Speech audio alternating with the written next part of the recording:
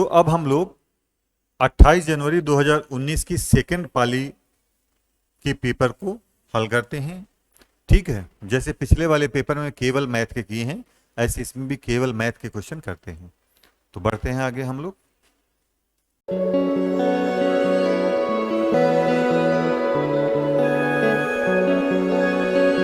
Question number 1 है कि एक खुदरा विक्रेता ने 10 रुपए की दर से 7 वस्तुएं, 11 रुपए की दर से 9 वस्तुएं, 15 रुपए की दर से 14 वस्तुएं खरीदी।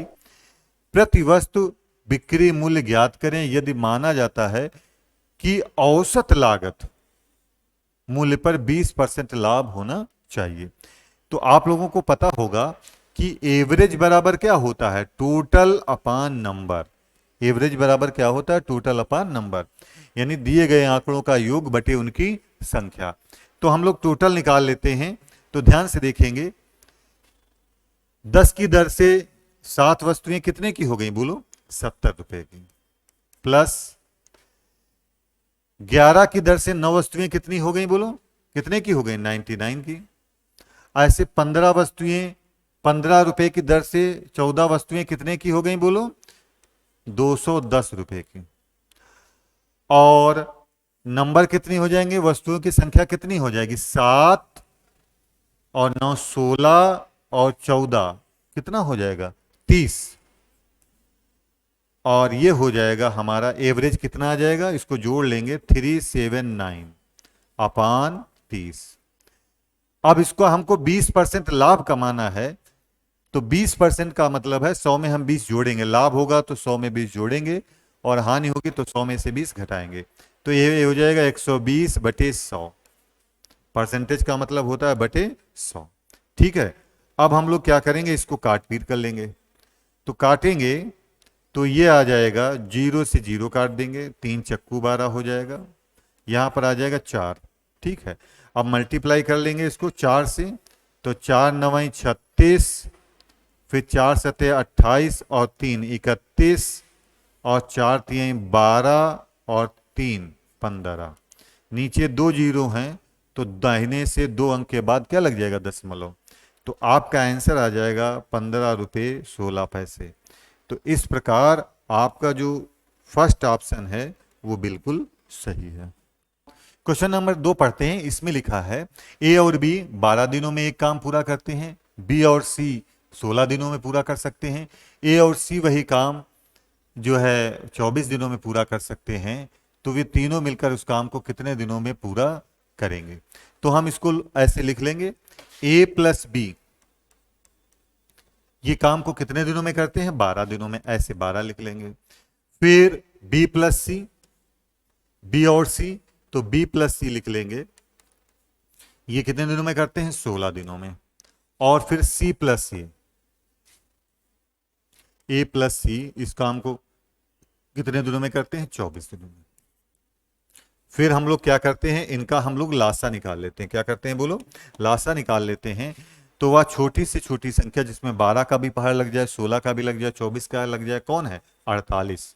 और हम क्या कर लेते हैं, इसको भाग कर लेते हैं, 12 चौक 48, 16 3 48, 24 दूनी 48। अब हमको इससे कोई लेना देना नहीं है। वर्क एंड टाइम में यही मेथड अप्लाई होता है। ये हमारा जो है 48 आया है, ये टोटल वर्क है। ये क्या है बोलो, टोटल वर्क है, कुल कार्य। और 4 3 2 ये क्या आई है, क्षमता। यानी ए और बी की क्षमता 4 है, बी और सी की क्षमता 3 है, ए और सी की क्षमता कितनी है, 2 है। हम लोग टोटल वर्क मानेंगे। तो मान लिया पेड़ ही लगाना है, तो टोटल पेड़ कितने लगाने हैं, 48। ए और बी एक दिन में कितने पेड़ लगाएगा, 4। बी और सी कितने मिलकर पेड़ लगाएंगे, 3। सी और ए मिलकर एक दिन में कितने पेड़ लगाएंगे, 2। ठीक है, और तीनों मिलकर पूछा है। तो हम लोग क्या करेंगे, इनको जोड़ देंगे। तो ये हो जाएगा 4 3 7 और 2 9। यहां पर लिखेंगे 9, बटे में क्या लिखेंगे, 9। और ए भी 2 बार आया है, देखिए बी भी 2 बार आया है और सी भी 2 बार आया है। तो हम यहां क्या करेंगे, दोनों 2 बार आए हैं तो 2 से मल्टीप्लाई कर देंगे। तो ये आ जाएगा 96 बटे 9। तो भाग कर लेंगे हम लोग तो आपका आंसर आ जाएगा 10.67 दिन, यानी तीनों मिलकर उस काम को कितने दिनों करेंगे? 10.67 दिन। तो इस प्रकार ये चौथा वाला जो विकल्प है ये आपका बिल्कुल सही आंसर है। ठीक है, ये समझ में आ गया होगा। क्वेश्चन नंबर 3 को देखते हैं। इसमें लिखा है एक आदमी 5 घंटे में एक यात्रा पूरी करता है। वह यात्रा के पहले आधे भाग में 21 किलोमीटर प्रति घंटे की गति से और दूसरे आधे भाग में 24 किलोमीटर प्रति घंटा की गति से यात्रा करता है। यात्रा की कुल दूरी ज्ञात करो। तो देखिए, हम मान लेते हैं वो ए से बी तक जाता है, ठीक है, और इसका ठीक मध्य भाग सी है। ये दूरी हम एक्स मान लेते हैं और ये भी दूरी एक्स मान लेते हैं, ठीक है। यहां पर यात्रा का कुल समय दिया है, ये दूरी बराबर है, तो एक्स एक्स दो भागों में बांट लेते हैं। तो ध्यान से देखेंगे, या आपको पता होगा समय बराबर क्या होता है, बोलो। समय बराबर होता है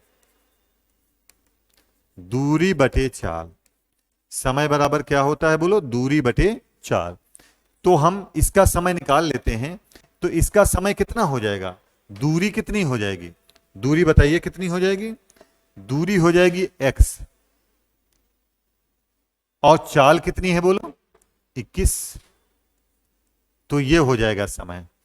इसका टोटल समय कितना हो जाएगा, x बटे 21, और इसका कितना हो जाएगा, दूरी बटे चाल। समय बराबर क्या होता है, दूरी बटे चाल। इन दोनों का टोटल दिया है, तो x बटे 21 प्लस x बटे 24, ये टोटल दिया है 5 घंटे, ठीक है। दूरी बटे चाल, समय बराबर क्या होता है, दूरी बटे चाल। यहां से यहां तक की दूरी कितनी है, x, और चाल कितना है, बोलो, 21 है। ऐसे यहां से यहां तक की दूरी कितनी है, x, और चाल कितनी है, 24। तो ये समय हो गया यहां से यहां तक का, ये समय हो गया यहां से यहां तक का। तो इसको हल कर लेंगे तो 21 गुणे 24 बराबर 5, ये हो जाएगा 24x और प्लस 21x, ठीक है। अब जोड़ देंगे तो आपका ये आ जाएगा, ठीक है, इसकी इससे गुणा करा देंगे तो ऊपर आ जाएगा 24 45x बटे 21 गुणे 24 बराबर 5। काट पीट कर लेंगे तो 5 से काट लेते हैं, 5 9 45, 5 51 5, फिर 3 से काट लेते हैं, 3 8 24, फिर 3 से काट लेते हैं, 3 7 21। तो x बराबर आ जाएगा 7 56 किलोमीटर। x की वैल्यू कितनी आ गई, 56 किलोमीटर। और पूछा है कुल दूरी। कुल दूरी का मतलब है हमको 2x निकालना है, ये और ये दोनों जोड़ के निकालना है। तो इसका डबल हो जाएगा, 56 दूनी यानी 112 किलोमीटर। कुल दूरी हो जाएगी हमारी कितनी, बोलो, 112 किलोमीटर। तो इस प्रकार आपका जो है वो पहला वाला विकल्प बिल्कुल सही है, 112 किलोमीटर टोटल दूरी आ जाएगी, ठीक है। क्वेश्चन नंबर 4 है कि दो रेलगाड़ियों की गति का अनुपात 5:6 है। काहे का अनुपात है, गति का अनुपात। दूसरी रेलगाड़ी 5 घंटे में 450 किलोमीटर तय करती है। तो पहली रेलगाड़ी की गति बतानी है। तो दूसरी की गति तो दी है, दूसरी की गति कितनी दी है, 5 घंटे में कितना, 450 किलोमीटर। तो 1 घंटे में कितना हो जाएगा, भाग कर लेंगे तो 90 किलोमीटर 1 घंटे में जाएगी। 90, तो चाल क्या हो जाएगी, बोलो, 90 किलोमीटर प्रति घंटा। और दूसरे वाले का अनुपात कितना दिया है, बोलो, 6। 6 की वैल्यू दी है 90, तो 1 की वैल्यू बताओ कितनी हो जाएगी, 15। 1 की वैल्यू 15 हो जाएगी। पहले वाली ट्रेन की गति पूछा है, यानी हम इसको 5 से गुणा करा देंगे तो आपका आंसर हो जाएगा 75 किलोमीटर प्रति घंटा। तो इस प्रकार चौथा विकल्प जो है वो बिल्कुल सही है, ठीक है। अब हम लोग अगले प्रश्न की ओर बढ़ते हैं, प्रश्न संख्या 5, ठीक है। इस एक आयताकार भूखंड की लंबाई इसकी चौड़ाई से 3 गुनी है, ठीक है। भूखंड का क्षेत्रफल कितना है, 768 वर्ग मीटर है। तो भूखंड का परिमाप ज्ञात करिए। तो भूखंड का क्षेत्रफल आप लोग जानते हैं कितना होता है, लंबाई गुणे चौड़ाई। आयत का क्षेत्रफल क्या होता है, लंबाई गुणे चौड़ाई। और इसमें कहा है कि लंबाई चौड़ाई की कितनी है, बोलो। इसमें दिया है लंबाई चौड़ाई की कै गुनी है, 3 गुनी है। तो क्षेत्रफल कितना दिया है, बोलो 768। तो यहां रख देंगे 768। और यल की जगह पर हम क्या रख देंगे, बोलो। चौड़ाई का 3 गुना है तो 3b और इंटू बी, है ना। तो ये हो जाएगा, 3 से काट लेंगे, 3 दूनी 6, 3 पचे 15, 3 छाक 18। तो ये आ जाएगा बी स्क्वायर बराबर 256। तो 256 का वर्गमूल क्या हो जाएगा, तो b बराबर आ जाएगा, कितना आ जाएगा, बोलो। b बराबर आ जाएगा 16 मीटर। b बराबर कितना हो जाएगा, 16 मीटर। इसका मतलब लंबाई हो जाएगी 16 तिहाई 48 मीटर। और परिमाप आपको पता है, आयत का परिमाप क्या होता है, बोलो। 2 ब्रैकेट में यल प्लस बी। तो ये हो जाएगा 2, यल की वैल्यू दी है 48 और प्लस 16, ये हो जाएगा 2 गुणे 64 यानी 128 मीटर। तो आपका आंसर हो जाएगा 128 मीटर। तो आयत का परिमाप हो जाएगा 128 मीटर, यानी विकल्प सी सही है। क्वेश्चन नंबर 6 देखते हैं। इसमें लिखा है 3 अंकों की एक संख्या एबीसी है, ठीक है, ए बी सी है। और इसमें कहा है आगे कि ए 100वें स्थान पर, तो ए 100वें स्थान पर आता है, बी 10वें स्थान पर आता है और सी इकाई के स्थान पर आता है। तो सी की जगह पर हम लिखेंगे 1, बी की जगह पर कितना लिखेंगे, बोलो 10, और ए 100वें स्थान पर आता है तो इसकी जगह पर 100 लिखेंगे। तो ये संख्या हो जाएगी 111, यानी एबीसी का मान कितना आ जाएगा, बोलो 111।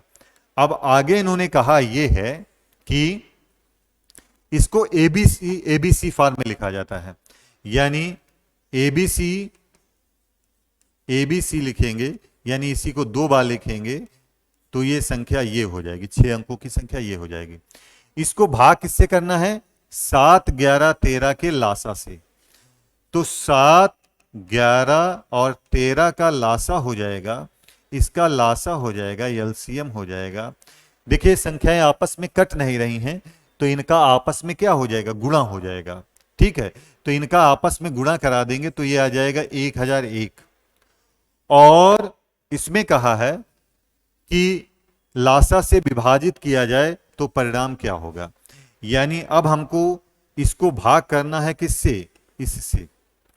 तो इससे भाग करेंगे तो इसको भाग कर देंगे किससे, 1001 से। और जब भाग करेंगे तो हमारा आंसर आ जाएगा 111, यानी ए बी सी।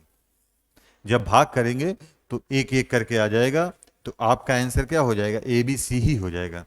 तो इस प्रकार ए बी सी आएगा, यानी पहला विकल्प जो है वो बिल्कुल सही है। क्वेश्चन नंबर 7 देखते हैं। इसमें लिखा है एक 5 अंकों की संख्या दी गई है और ये 44 से विभाजित है, तो कौन सा अंक x को प्रतिस्थापित करेगा, ये निकालना है। तो देखिए ये संख्या 44 से विभाजित है, इसका मतलब ये है कि ये अपने गुणनखंडों से भी विभाजित होगी, यानी 4 से भी होगी और 11 से भी होगी, ठीक है। तो पहले हम ये संख्या लिख लेते हैं।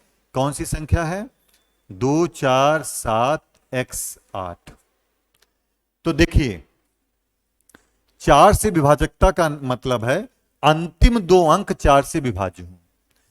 तो अंतिम 2 अंक 4 से विभाजित हों, तो देखिए इसमें अंतिम 2 अंक लिखते हैं, तो यहां पर 1 लिख दें तो 18 4 से विभाजित नहीं है, इसलिए पहला विकल्प नहीं हो सकता।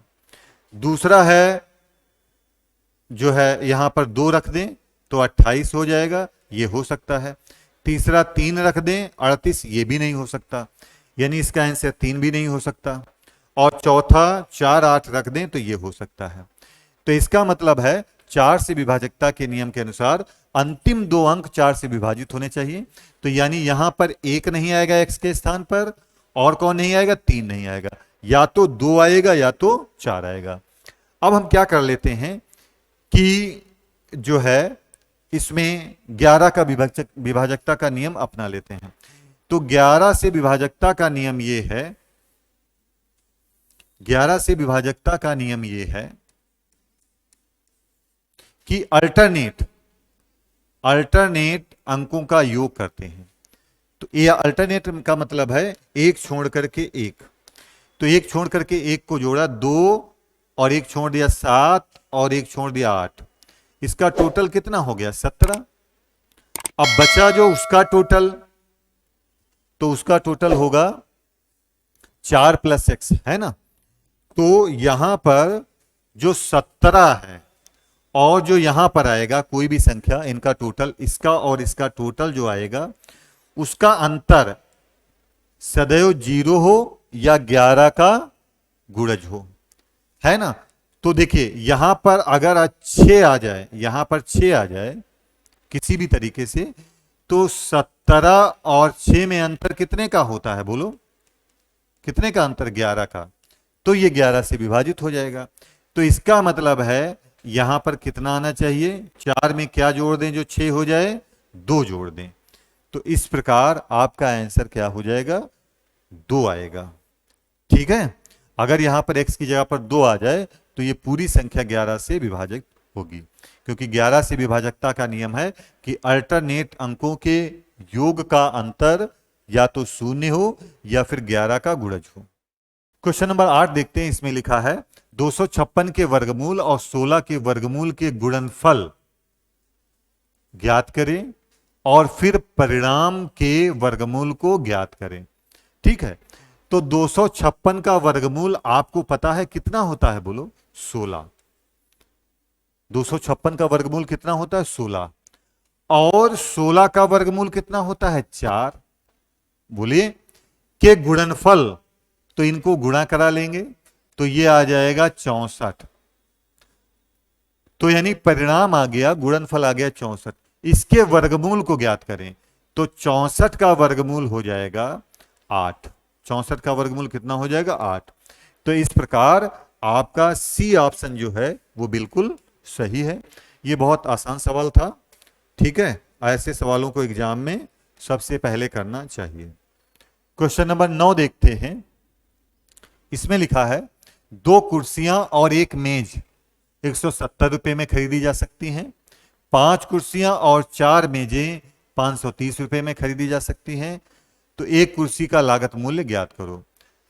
तो 2 कुर्सियां, देखिए 2 कुर्सियां यानी चेयर्स, 1 मेज प्लस 1 टेबल, हम टी लिख देते हैं मेज के लिए। इनका मूल्य कितना है? बोलो 170 रुपए है। 2 कुर्सी और 1 टेबल का मूल्य कितना है? 170। ऐसे आगे लिख लेते हैं 5 कुर्सी और 4 टेबल, इसका मूल्य कितना है? बोलो 530 रुपए है। तो एक कुर्सी की कीमत पूछी है, तो यानी सी की वैल्यू निकालनी है। तो हम सी की वैल्यू निकालने के लिए क्या करें कि टी कट जाए, तो ऊपर वाले को हम कितने से मल्टीप्लाई कर दें? ये हमारा बराबर हो जाए, ये 4t हो जाए तभी तो कटेगा। तो ऊपर वाले को कितने से मल्टीप्लाई कर दें? बोलो 4 से। तो हम इसको नीचे से लिख लेते हैं, मल्टीप्लाई करके नीचे लिख देते हैं। तो इसको 4 से मल्टीप्लाई कर देंगे तो ये हो जाएगा 8c प्लस 4t बराबर, इसको करेंगे तो 17 चक्कू 68, 680। ठीक है। अब चिन्ह बदल देंगे, तो चिन्ह बदल देंगे और घटा देंगे तो ये तो कट जाएगा। घटा देंगे तो ज्यादा में से कम वाला घटाएंगे तो ये हो जाएगा कितना? 8c माइनस 5c, 3c बराबर 680 में से 530 घटाएंगे तो 150 आ जाएगा। सी की वैल्यू हो जाएगी 50। यानी एक कुर्सी का जो मूल्य है वो बताओ कितना हो जाएगा? 50 रुपए। तो इस प्रकार आपका जो सेकंड वाला ऑप्शन है वो बिल्कुल सही है। तो हम लोग अब अगले क्वेश्चन की तरफ बढ़ते हैं, क्वेश्चन नंबर 10। और इसमें लिखा है कि x के पास बैंक खाते में 90 रुपये 53 पैसे का शेष है, यानी बैंक अकाउंट में इतने पैसे बचे हैं, इतने रुपए जमा करता है और फिर इतने का निकासी कर लेता है। तो अब शेष राशि क्या बताओ? तो बैंक अकाउंट में कितने रुपए हैं? 90 रुपए 53 पैसे। अब जमा कितना किया? 67 रुपए 14 पैसे। ठीक है, और निकासी कितने का किया? इतने का। तो आपको पहले जोड़ लेना है, फिर क्या करना है? घटा लेना है। तो पहले हम क्या कर लेते हैं, इनको जोड़ लेते हैं। तो इनको जोड़ेंगे तो ये हो जाएगा 4 और 3 7, 3 और 4 7, 7 में से 6 गया 1। ठीक है, फिर इसको जोड़ते हैं 5 और 1 6, 6 में से 1 गया 5, दशमलव लगा देंगे। फिर इसको जोड़ते हैं 0 और 7, 7 हो गया, 7 में से 0 गया तो 7 ही होगा।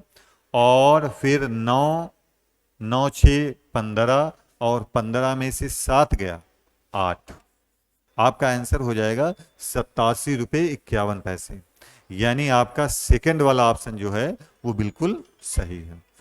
क्वेश्चन नंबर 11 देखते हैं। इसमें लिखा है दो संख्याओं का मासा और लासा क्रमशः 2 और 72 हैं। बड़ी संख्या छोटी संख्या के दोगुने से 2 अधिक है, तो छोटी संख्या ज्ञात करो। तो आप लोग फार्मूला एक जानते होंगे, क्या होता है बोलो? पहली संख्या गुणे दूसरी संख्या बराबर लासा गुणे मासा। ठीक है, तो लासा कितना दिया है बोलो? 72। मासा कितना दिया है? 2। तो ये आ जाएगा कितना? 144। और इसमें कहा है बड़ी संख्या छोटी संख्या के दोगुने से 2 अधिक है। तो ये बड़ी संख्या हो जाएगी, छोटी संख्या के दोगुने से 2 अधिक हो गई कि नहीं हो गई? अब हम लोग इसको अगर हल करेंगे तो द्विघात समीकरण बनेगी, ये सॉल्यूशन लेंथी हो जाएगा। तो विकल्प से लगाते हैं। तो विकल्प से देखिए हम लोग लगाएंगे, तो मान लिया 4 रख लेते हैं। मान लिया x की वैल्यू 4 है, तो यहां पर रख देंगे अगर 4, तो गुणे ये हो जाएगा 4 दूनी 8 और 2, तो ये 144 होना चाहिए, तो 40 हो रहा है। तो यानी 4 आपका आंसर नहीं है। तो ये आप आजमाते हैं 8। तो यहां पर अगर हम 8 लिख दें x की वैल्यू, और ये हो जाएगा 8 दूनी 16 और 2 18, तो आप देखेंगे ये भी 144 हो जाएगा और ये भी 144 है, तो ये सेटिस्फाई कर जाएगा। इसका मतलब है कि आपका तीसरा जो विकल्प है 8, यही आंसर है। ठीक है, तो हम लोग गुणनखंड न लगा के, फैक्टर ना करके सीधे उसको सेटिस्फाई करा देंगे ऑप्शन के थ्रू, तो हमारा रिजल्ट आ जाएगा। ठीक है, अब हम लोग क्वेश्चन नंबर 12 में चलते हैं। देखिए 12 बहुत इजी क्वेश्चन है परसेंटेज का। 800 के 85% के 120% का 40% ज्ञात करें। ठीक है, तो हम लोग लिख लेंगे 800 के का मतलब गुणा है 85% का मतलब बटे 100, फिर का मतलब गुणा 120/100 और फिर 40/100। ठीक है, ऊपर के जो है वो 4 जीरो हम नीचे के 4 जीरो से काट लेंगे, तो ये कट गए 4 जीरो। ठीक है, अब हम लोग क्या करेंगे, इसको काट लेंगे, 4 25वां हो जाएगा। फिर इसको 5 से काट लेते हैं, 5 25 17। ठीक है, अब इसकी गुणा करा देते हैं किससे? 12 से। तो 12 सते 84 और 12 कन 12 204 गुणे 8 हो जाएगा और बटे कितना हो जाएगा? 5। फिर से हम इसको गुणा करा देते हैं, तो ये आ जाएगा 1632/5।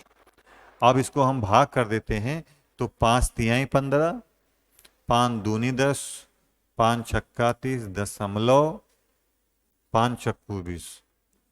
तो इसका आंसर आ रहा है 326.4। तो यहां पर विकल्प में 326.4 किसी में आया नहीं है, इसलिए इसके विकल्प सही जो है नहीं दिए गए हैं। इसका सही उत्तर जो है वो आपका यही होगा। ठीक है, इस क्वेश्चन को फिर बोर्ड ने इसको कैंसिल कर दिया था, इसका सही आंसर आएगा 326.4, जो विकल्प में नहीं दिया गया है। क्वेश्चन नंबर 13 देखते हैं। इसमें लिखा है यदि एक वस्तु 300 रुपये में खरीदी गई और उस पर 50 रुपये मरम्मत के रूप में खर्च किए गए और इसे अंकित मूल्य पर 20% लाभ पर बेचा गया, जो कि लागत मूल्य का 10% है। आवश्यक बिक्री मूल्य ज्ञात करो। तो इस प्रश्न को भी पुलिस भर्ती बोर्ड ने कैंसिल कर दिया था, तो क्योंकि इसमें भाषा जो है वो कुछ स्पष्ट नहीं है, क्लियर नहीं है, तो इसलिए इसको ट्राई करने से कोई फायदा नहीं है। ठीक, अब हम लोग अगले क्वेश्चन पर आते हैं। क्वेश्चन नंबर 14 देखते हैं। इसमें लिखा है चालू होने वाली कुल प्रतिशत छूट क्या है, जबकि 20% और 10% की दो लगातार छूट दी गई हैं। यानी हमको इनको जो है समतुल्य बट्टा निकालना है। हमको 10% और 20% का क्या निकालना है, समतुल्य बट्टा निकालना है। तो जब सारे आंकड़े परसेंटेज में दिए होते हैं तो हम लोग 100 मान सकते हैं। हमने मान लिया एमआरपी कितना है, बोलो 100 मान लेते हैं। एमआरपी कितना है, 100। पहली छूट कितने की दी है, 20%। तो 100 पर 20% का मतलब 20 रुपये छूट जाएगा, तो कितना हो जाएगा, 80। और फिर 10%, इस पर 20% की छूट हुई है और इस पर 10% की छूट हुई, तो इसका 10% हो जाएगा कितना, 8। तो ये हो जाएगा 72। ठीक है, तो ये दो छूट के बाद 100 रुपये वाली वस्तु कितने की हो गई, 72 की। तो इस पर टोटल छूट कितने की हो गई, बोलो 28 की। और प्रतिशत का मतलब है 100 पर ही बताना है, तो इन दो छूट को हम लोग एक छूट में बदलेंगे तो क्या आ जाएगा, बोलो 28%। तो इस प्रकार दूसरा विकल्प जो है वो बिल्कुल सही है। अब हम लोग क्वेश्चन नंबर 15 की तरफ बढ़ते हैं। इसमें लिखा है ब्याज दर ज्ञात करनी है जब 1000 रुपये के मूलधन पर 5 वर्ष की अवधि में साधारण ब्याज 440 रुपये प्राप्त होता है। तो देखिए, साधारण ब्याज हमेशा मूलधन पे लगता है और मूलधन फिक्स रहता है, इसलिए साधारण ब्याज भी फिक्स रहता है। तो ये 5 साल का साधारण ब्याज है, तो 1 साल का साधारण ब्याज क्या हो जाएगा, इसको हम 5 से भाग कर दें तो ये आ जाएगा 45 45, यानी 88 रुपये। 1 साल का ब्याज कितना हो जाएगा, 88 रुपये। कितने मूलधन पर लगता है, कितने पर, 1000 पर। और परसेंटेज का मतलब होता है 100 पर निकालना है। तो 1000 पर 88 रुपये है, तो 100 पर कितने होगा, 10 से भाग कर दें, तो यानी 8.8%। यही ब्याज की दर होगी। इसमें आपका तीसरा विकल्प जो है वो बिल्कुल सही है। कितना हो जाएगा, बोलो 8.8%। ठीक है, कालावधि को ज्ञात करें, यानी समय निकालना है जिसमें 1000 रुपये के मूलधन पर वार्षिक 10% ब्याज की दर से 331 रुपये का चक्रवृद्धि ब्याज प्राप्त होता है। ठीक है, तो यहां पर मूलधन कितना दिया है, बोलो 1000 रुपये, और ब्याज अगर हम जोड़ देंगे 331 तो मिश्र धन कितना हो जाएगा, 1331 रुपये। ठीक है, अब इसमें समय हमको निकालना है। तो देखिए, इसका घनमूल निकलेगा और इसका भी घनमूल निकलेगा। इसका घनमूल कितना होगा, 10, और इसका घनमूल कितना होगा, बोलो 11। कितना होगा, बोलो 11। तो यानी 3 साल के लिए हम लोग घनमूल निकालते हैं। क्या निकालते हैं, घनमूल। और ये पूर्ण घन है, ये सब क्या है, दोनों संख्याएं पूर्ण घन है। ये 10 का घन है और ये किसका घन है, 11 का घन है। तो ये हम इससे पता चल जाएगा कि पूर्ण घन है, तो हम लोगों का इसका समय आ जाएगा, तो इसका मतलब इसका समय आ जाएगा 3 वर्ष। पूर्ण घन दिया होगा तो उसका समय होगा 3 साल। इसमें ज्यादा निकालने की कोई जरूरत है नहीं। क्वेश्चन नंबर 17 को देखते हैं। इसमें लिखा है 3 साझेदार ABC 4:5:6 के अनुपात में लाभ कमाते हैं। ठीक है, यदि लाभ में C का हिस्सा A की हिस्सा से 200 रुपया अधिक है, तो यानी ये अंतर है। कम ज्यादा का मतलब होता है अंतर। किसमें, C और A में। तो C का अनुपात 6 है, A का अनुपात कितना है, 4। इसमें अंतर कितने का दिया है, 2, और 2 की वैल्यू कितनी है, 200। तो 1 की वैल्यू कितनी हो जाएगी, बोलो 100। 1 की वैल्यू कितनी हो जाएगी, 100। अब पूछा है उनके द्वारा प्राप्त कुल लाभ ज्ञात करना है। तो कुल लाभ ज्ञात करना है, यानी कुल लाभ हो जाएगा 4, 5, 9 और 6, 15 की वैल्यू निकालनी है। तो 15 की वैल्यू कितनी हो जाएगी, 1500। 1 की वैल्यू 100 है, तो 15 की वैल्यू कितनी हो जाएगी, 1500। तो इस प्रकार पहला विकल्प जो है वो आपका बिल्कुल सही है। ये आपके समझ में आ गया होगा, उम्मीद है। और बाकी आप लोग इसके साथ साथ सवाल भी लगाते रहेंगे, एक्सरसाइज करते रहेंगे। जितने आप एक्सरसाइज करेंगे उतने आप अच्छे से लगाते रहेंगे सवाल। ठीक है, क्वेश्चन नंबर 18 लगाते हैं। इसमें लिखा है 3 साझेदार ABC इस अनुपात में 2:3 के अनुपात में लाभ कमाया। एक नया साझेदार डी शामिल हो गया, ठीक है, जिसने ए और सी प्रत्येक के शेयरों में से आधा लिया। ठीक है, यदि लाभ में डी का हिस्सा अब 100 रुपये है तो कुल लाभ ज्ञात करना है। तो देखिए ABC इसमें क्या लाभ दिया है, 2:3:4 और एक चौथा डी आ गया। कौन आ गया बोलो, डी। इसमें कहा है डी शामिल हुआ जिसने ए और सी के प्रत्येक के शेयरों में से, ए और सी प्रत्येक के शेयरों में से आधा, यानी इसका आधा हो जाएगा 1, इसका आधा हो जाएगा 2, टोटल 3, इसका अनुपात क्या हो जाएगा 3।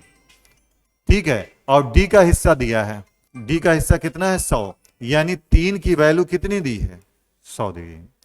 डी का लाभ दिया है 3, अनुपात कितना है 3 और लाभ कितना दिया है 100, तो 3 की वैल्यू कितनी है 100। पूछा है सभी का लाभ बताना है तो कुल लाभ ज्ञात करो। तो कुल लाभ का मतलब है हमको निकालना है 2, 3, 5 और 4, 9। 9 की वैल्यू हो जाएगी कितनी, 9 की वैल्यू हो जाएगी 300। इधर 3 से मल्टीप्लाई करेंगे तो इधर भी 3 से मल्टीप्लाई हो जाएगा, तो कुल लाभ हो जाएगा आपका कितना बोलो 300। तो इस प्रकार हमारा चौथा विकल्प जो है वो बिल्कुल सही है। क्वेश्चन नंबर 19 देखते हैं। इसमें दिया है 4/5 अनुपात 12/10 समानुपात x/6 अनुपात 9/2। ठीक है, तो इसमें देखिए ऐसे सवालों में बाहर की गुणा और भीतर की गुणा आपस में क्या करा देते हैं, बराबर करा देते हैं। तो भीतर से गुणा क्या हो जाएगी, x/6 गुणे 12/10 बराबर बाहर की गुणा 4/5 गुणे 9/2। ठीक है, भीतर की गुणा बराबर बाहर की गुणा। अब इसको हल कर लेते हैं। तो इसमें देखिए 5 दूनी 10, ये कट जाएगा, ऐसे 4 तिहाई 12 है ना, 3 तिहाई 9, तो कैंची गुणा कर देंगे। इधर जो है x की बराबर वैल्यू आ जाएगी 18, 6 तिहाई 18। तो इस प्रकार चौथा विकल्प जो है वो आपका बिल्कुल सही है। इस प्रकार आज हम लोगों ने 28 जनवरी 2019 की सेकेंड शिफ्ट के मैथ पोर्शन को हल किया है। ठीक है, अब हम लोग आगे जो है अगली शिफ्ट के प्रश्न को हल करते हैं।